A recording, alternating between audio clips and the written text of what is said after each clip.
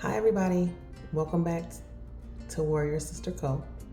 My name is Ebony and this is my first official video. So my last video was the introduction video and now we're really gonna just talk about some things. I have some notes here and I really want this to be something that people come back to and interact with and everything like that. So today's topic, nobody warned me about this part of leaving the military. They taught me how to write a resume. They taught me to use my benefits. Nobody told me what to do when I stopped recognizing myself. Let's start with a personal story. My last day in uniform was a very bittersweet day. I was so ready to leave the military, but I had no real plan. But I knew I was out. Okay. I was done. I didn't want to serve anymore, and I just wanted to be a mom and find something else where I was able to go home every night because I was military police, and it was, night shift, day shift, field, everything. So my last day in uniform was very bittersweet. I was very excited to exit the military, but I was not sure about the next chapter. At the time, my husband was deployed and we were going to be living off one income until I found a job. We didn't know how long that was going to take, but my last day in uniform, I walked out and I was like, goodbye to being a soldier and just hello to being a military wife. And it felt good at the time. It felt really good. What I didn't expect was to feel like I didn't have anything to do within, 30 days. I was like, what am I supposed to do with myself? I'm just out of the military. My friends are all still in the military. I had one friend who was out. All my other friends were still in. And they all lived in different places. And here I was just about, to be a military wife. All those things that I hated about the military wives, I was like, I'm not going to be those. And I'm going to be different because I know the experience and stuff like that. But I ended up not even making like military wife friends. It just didn't work out for me. But it felt really good on my last day. So let's talk about some things that nobody really warned me about. So the first thing I'll say is no one warned me that I would miss people that I couldn't wait to get away from. There were so many people I was like, oh my God, I'm so tired of them. Like my soldiers, I was like, I love my soldiers, but they get on my nerves. I'm ready to leave, let them get some new leadership and things like that. But about a month or two after leaving, I was like, dang, I miss them. I can't talk to them during the day and like can't really hang with them on the weekends as much as I wanted to.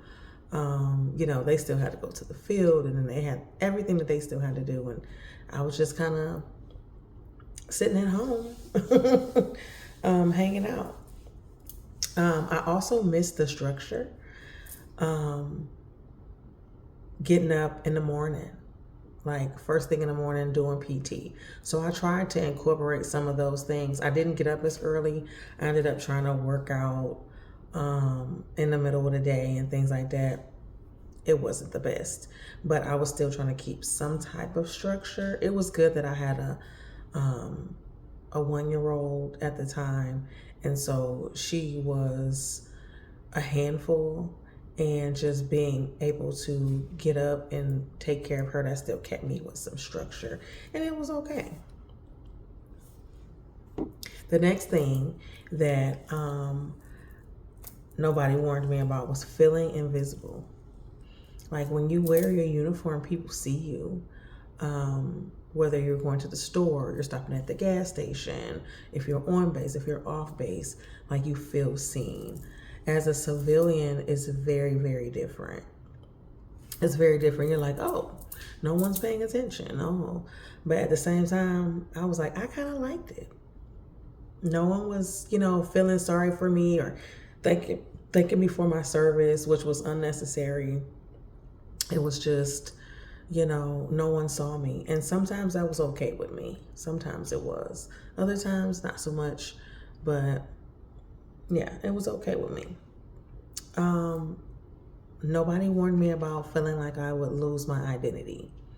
As a soldier, your identity is to be a soldier. Your identity is your MOS. Your identity is if you've been on deployment. How many countries, how many bases have you lived at, and things like that. Like those are the things that identify you as a soldier.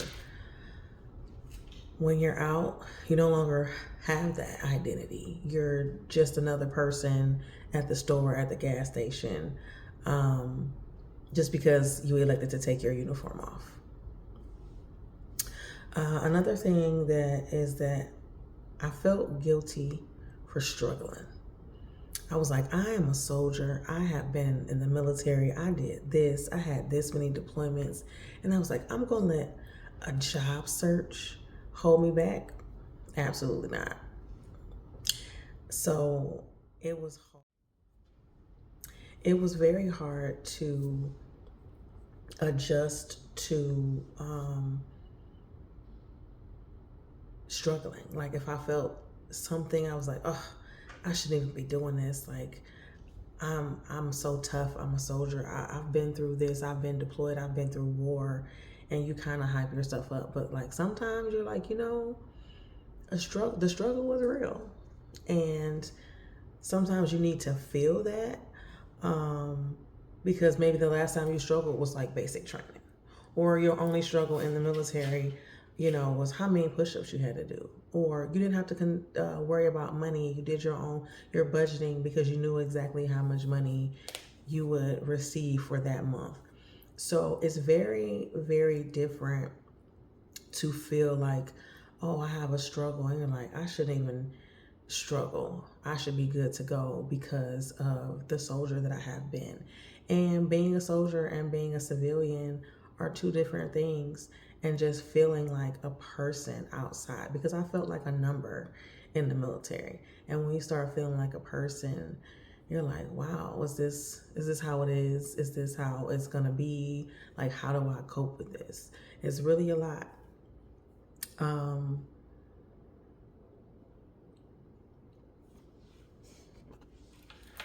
What I wish someone would have told me when I exited the military, that transition is emotional, just not practical.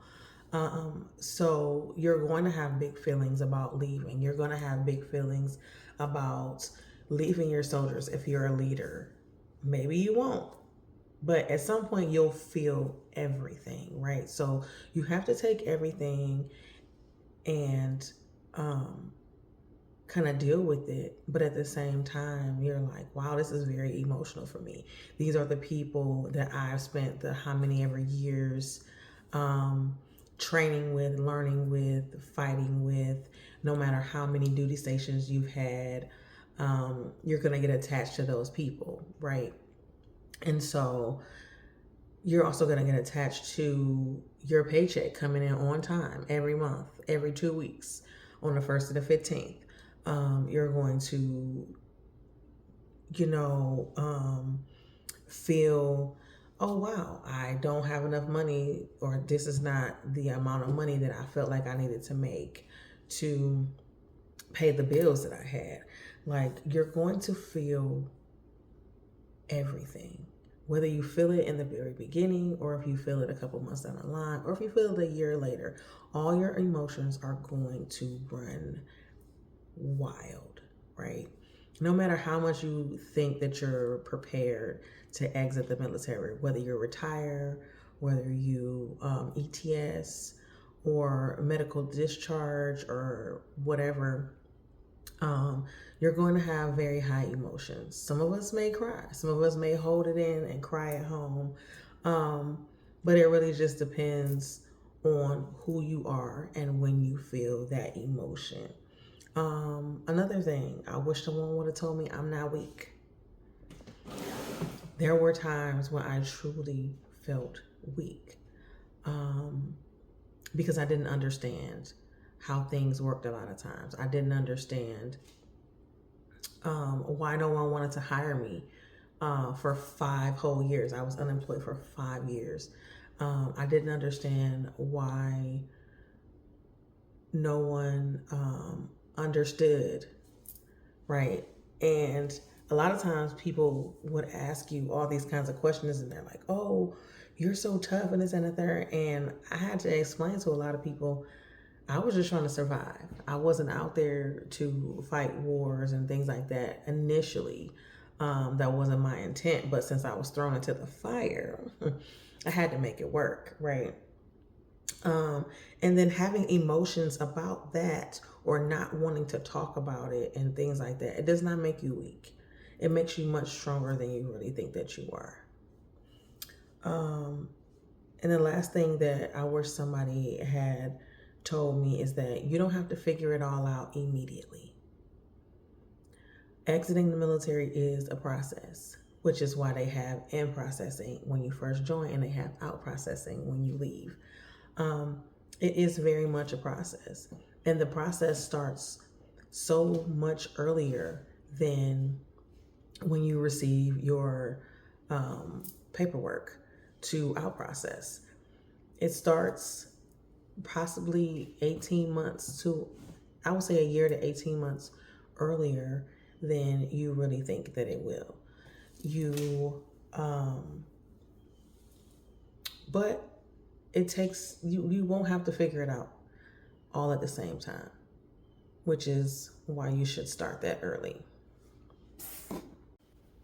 Later in the series, I will have a video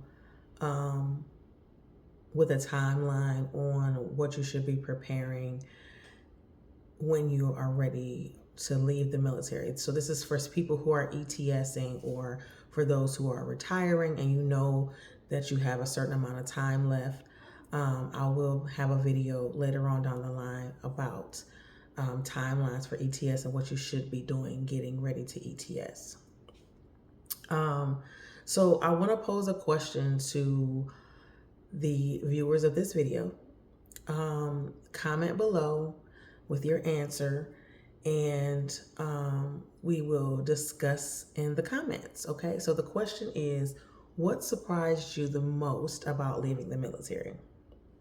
Let me know what it is. As always, don't forget to like, share, and subscribe. If you would like to suggest any topics to talk about, please do so in the comments, or you can send me an email. But I look forward to all of you sending your comments and talking back to me in the comments and everything. Okay? I welcome your feedback. Thank you. Bye.